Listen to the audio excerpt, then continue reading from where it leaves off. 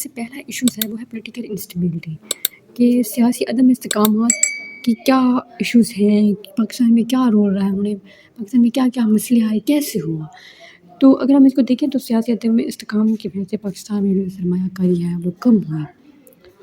معیشت کو متاثر ہوئی، کیونکہ حکومت اور اپوزیشن کے درمیان جو تھا وہ تعلقات بہتر نہ رہے، ان کی جو پولیسز تھی ان کے درمیان جو تھی وہ اختلافات رہے، ان کے پولیسز کے درمیان جب دیکھیں اختلافات رہے تو جو سیاسی غیر یقینی صورتحال سے جو بیرونی جو سرمایہ کاری تھی وہ بھی محتاط رہے، اور اس کا جو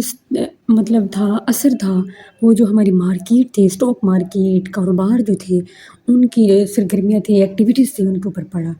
تو اس وجہ سے جو پاکستان کی سیاسی استحکام کو معاشی ترقی کے لیے ضروری سمجھا گیا۔ اگر دیکھا جائے نا کہ اگر جو سیاسی عدم استحکام ہے اس میں امن ہو، پیس ہو، تو مطلب دیکھا جائے تو اکنامکلی پھر پاکستان کیا ہے، پاکستان اسٹرانگ رہے گا، پاکستان بانڈ ہو جائے گا،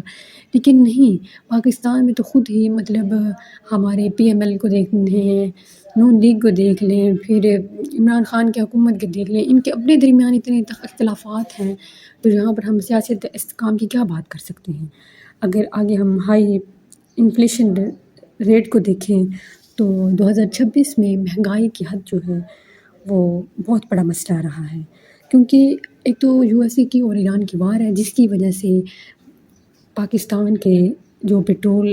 ہے اس کی قیمتوں کو بڑھا دیا گیا ہے، ہر چیز کی قیمت ہے جس کو بڑھا دیا گیا ہے، پیٹرول کا کم ملنا، تیل کی قیمتوں کو بڑھا دینا، اور اس طرح بجلی کی قیمتوں کو بڑھا دینا۔ تو اسٹیٹ بینک نے بھی مہنگائی کے لیے کہ کنٹرول کو کرنے کے لیے شرح سود بڑھائی ہے، اور آئی ایم ایف نے بھی نئی پالیسیاں متعارف کروائی ہیں عالمی تیل کی قیمتوں کے، تاکہ مہنگائی کے اوپر اثر پڑے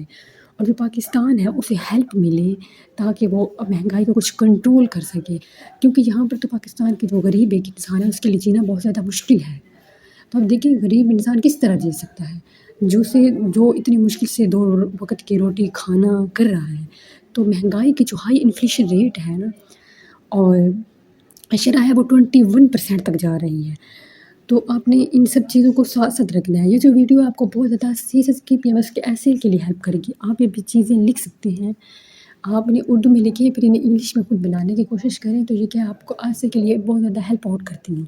آگے ہے ایکسٹرنل ڈیبیٹ کی بات کریں تو پاکستان کے جو بیرونی قرضے تھے وہ مسلسل بڑھتے جا رہے ہیں۔ اگر ورلڈ بینک کو دیکھا جائے تو IMF ہے تو وہ انہوں نے کیا ہے ایشیائی ترقیاتی جو بینک سے انہوں نے مدد حاصل کی ہے، قرضوں کی واپسی کی وجہ سے بجٹ پر دباؤ پڑا ہے۔ تو اگر ہم اس چیز کو سمجھیں کہ جو قرضے ہیں ان کی واپسی کی وجہ سے اگر ہم قرضے ادا کرتے ہیں تو جو ہمارا بجٹ مل رہا ہے، جو بجٹ ہے اس کے اوپر بہت زیادہ اثر پڑتا ہے، تو اسی وجہ سے پھر حکومت کو ادھر سے جو ہمارا جو سرکاری ایک نظام ہے، گورنمنٹ کا ایک نظام ہے، وہ پھر مہنگائی بڑھانی پڑتی ہے، ادھر سے پھر بجٹ کو پورا کرنے کے لیے ٹیکس بڑھا دیا جاتا ہے، مہنگائی کو بڑھا دیا جاتا ہے، اور جو پھر ہمارا حکومت نے نئے اصلاحاتی پروگرام متعارف کروائے ہیں۔ پھر آج کل دیکھیں تو مریم نواز شریف نے بہت زیادہ انٹرنشپ پروگرام پروجیکٹ نکالے ہوئے ہیں، تو جیسے PSR سروے والوں کا ای ارنز ہیں، اس طرح بیوٹیشین کے کورسز کروا رہی ہیں لیڈی کے لیے، تو بہت زیادہ انہوں نے مطلب اس طرح کے نکالے ہوئے ہیں جس کی وجہ سے پاکستان کو کے لیے بجٹ کا اور پھر اوپر سے ٹیکسز کو کلیکٹ کرنا ایک بہت ہی مشکل ہے۔ اگر انمپلائمنٹ کی بات کی جائے تو بے روزگاری میں آج کل پاکستان میں بہت زیادہ بے روزگاری ہے، تو دیکھا کیونکہ بے روزگاری کی جو شرح ہے وہ بہت حد تک بڑھ چکی ہے، لیکن پھر بھی اگر دیکھا جائے تو پاکستان میں جو ینگ جنریشن بچے ہیں آج کل BSc کی MPhil کی ڈگریاں کر کے رول ہے، انہیں نوکری نہیں مل رہی،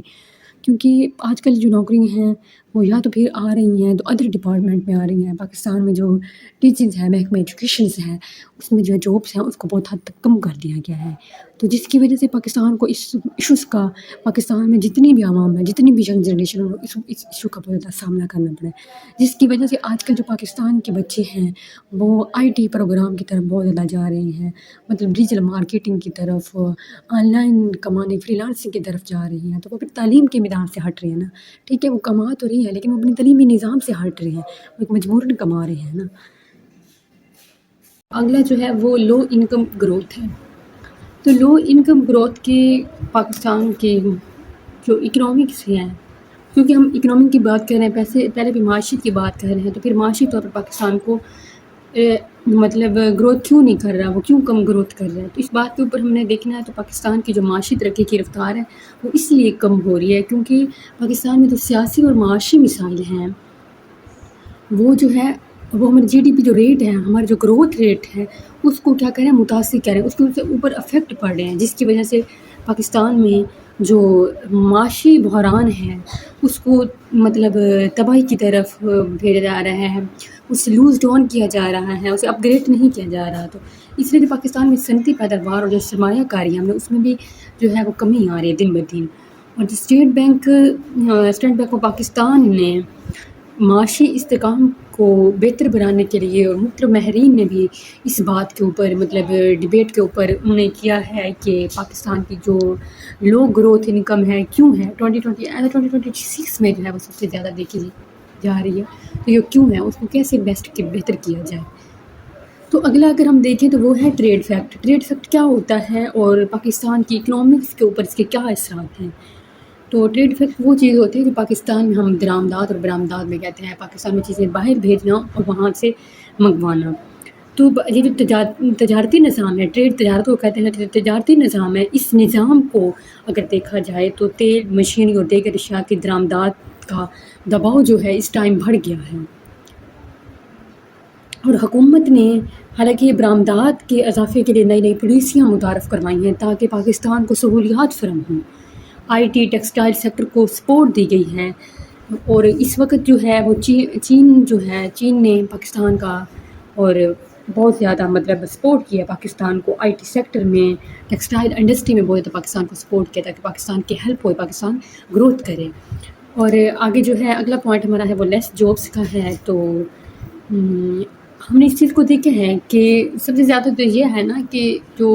پاکستانی بچے ہیں سب سے زیادہ ڈگریوں کے پیچھے لگے جاتے ہیں، وہ سکلز ڈیولپمنٹ کی طرف نہیں آتے، وہ نمبرز لینے کے پیچھے چلے جاتے ہیں، وہ سکل نہیں سیکھتے، تو اس وجہ سے بھی ان کو جابس کم مل رہی ہوتی ہیں۔ اور اگر 2025 2024 سے 2026 تک دیکھا جائے تو پاکستان میں جو ہے وہ جابس کم آ رہی ہیں، جس کے نتیجے میں جو بچے تھے ان کا جو مینٹلی طور پر تھے وہ اس لیے پریپیئر تھے، وہ گورنمنٹ کی جابس کے اوپر پریپیئر تھے، تو اب جب وہ ان کے پاس اس چیز سے ڈگری سے نکلتے ہیں تو ان کے پاس اسکل نہیں ہوتی، ایک بہتر اسکل نہیں ہوتی تاکہ وہ اپنا ایک آئی ٹی سے، ٹیکنالوجی سے مطلب فائدہ حاصل کرتے ہوئے وہ اپنا بینیفٹ لیتے ہوئے اپنے ایک جابس، اپنی اسکل کو بڑھا سکیں۔ آگے دیکھا جائے تو G D P growth rate and economic indicators کے کیا ہیں، مطلب آپس میں لین دین کیا ہے، اور پاکستان میں اس وقت جو ہے ایگریکلچر سیکٹر میں یا سروس سیکٹر میں یا پھر اکنامک سیکٹر میں کیا کیا G D P growth rate چل رہا ہے، یا انفلیشن ریٹ کیا چل رہا ہے، اور پوورٹی ریٹ کیا چل رہا ہے۔ تو اگر ہم اس کو دیکھیں تو جو پاکستان میں G D P growth rate ہے وہ مطلب اس کی شرح جو ہے وہ 3% تک ہے، کتنے پرسنٹ تک ہے، 3% تک اس کی جو شرح ہے وہ پہنچ چکی ہے پاکستان میں۔ تو اگر کرنٹ اور ہائی انفلیشن دیکھا جائے تو مطلب پاکستان جو انٹرنیشنل مانیٹری فنڈز نے معاشی اصلاحات پر زور دیا ہے، اس لحاظ سے تو یہ جو مطلب انٹرنیشنل طور پر چائنا ہے، جاپان ہے، چین ہے، رشیا ہے، انہوں نے مطلب ایران ہے، انہوں نے پاکستان کے لیے بہتر فیسلٹیز اور پاکستان کو ایز اے برآمدات پاکستان کی ہیلپ کر رہے ہیں تاکہ پاکستان کا جو G D P growth rate ہے اس کو کیا ہے بہتر کیا جا سکے۔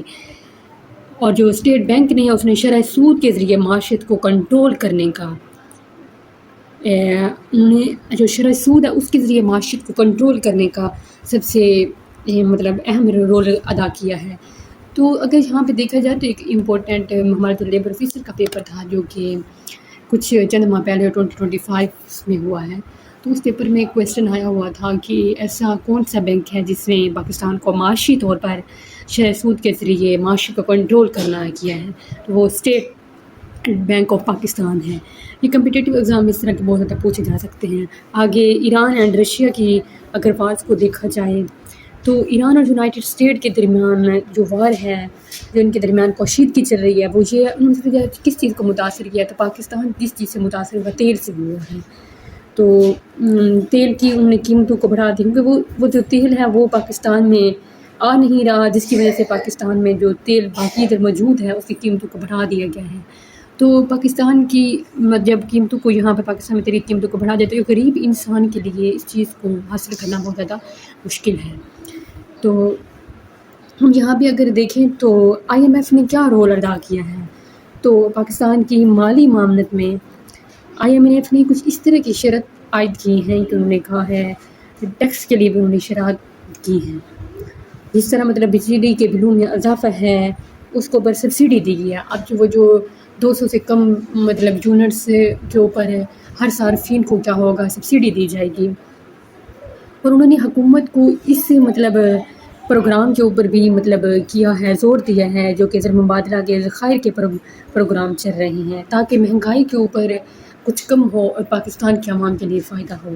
ورلڈ بینک نے بھی اس وقت پاکستان کا مطلب ساتھ دیا ہے، ایسا تعلیم، توانائی، ترقیاتی منصوبوں میں تعاون رکھا ہے، تاکہ وہ کہتے ہیں کہ پاکستان میں معاشی اصلاحات اور غربت کی جو کمی ہے اس پر زور دیا جائے۔ اسٹیٹ بینک اس لحاظ سے پاکستان کا اسٹیٹ بینک نے بہت زیادہ دیا ہے، اور جو CPEC نے چائنا پاکستان اکنامک کوریڈور نے پاکستان کے مطلب اس لحاظ سے بہت زیادہ ساتھ دیے ہیں۔ جب بھی کوئی منصوبہ ہوتا ہے جیسے مطلب سڑکیں بنانا ہے، توانائی کے منصوبے ہیں، انفراسٹرکچر کی تعمیر ہے، تو اس میں کیا ہے چائنا اور پاکستان کے درمیان جو منصوبے ہوئے اس میں CPEC کا بہت زیادہ رول ہے۔ تو یہاں پر بہت زیادہ MCQs بنتے ہیں، آپ نے ان MCQs کو دیکھنا ہے۔ اب یہ جو میں نے آپ سے بات کی ہے ایک صرف پولیٹیکل انسٹیبلٹی ہے یا ہائی انفلیمیشن ہے یا CPEC کے اوپر IMF کے اوپر میں نے بات کی ہے، تو یہ بہت ہی اگر آپ پھر ان کو سرچ کر کے الگ سے پڑھو گے تو یہ آپ لوگ جیسے کہ مطلب کہ ورلڈ بینک کب بنایا گیا، اسٹیٹ بینک کب بنایا گیا، ان کو فاؤنڈڈ کب کیا، ان کے بانی کون تھے، پاکستان نے ان کا وزٹ کب کیا، اس وقت اسٹیٹ بینک جو ہے یا پھر جو ہے ایشین بینک ہے، ورلڈ بینک ہے، وہ پاکستان کو کیا ہیلپ کیسے سپورٹ کر رہا ہے، تو اس کے اوپر آپ نے بہت زیادہ MCQs بنانے ہیں۔ تو جب آپ لوگ پھر مطلب آپ لوگوں نے فزیکلی اس چیز کو سرچ کرنا ہے، اس چیز کو پڑھنا ہے، تو آپ لوگوں کو ایک بہت زیادہ اکنامکلی ایک بہت اچھا ہی بن سکتا ہے ٹاپک، تو ایک بہت اچھا آپ کا اس طرح کا آپ کا ٹاپک بن سکتا ہے جو آپ کو ہیلپ آؤٹ کرتا ہے کسی بھی ایسے کے لیے یا پھر PMS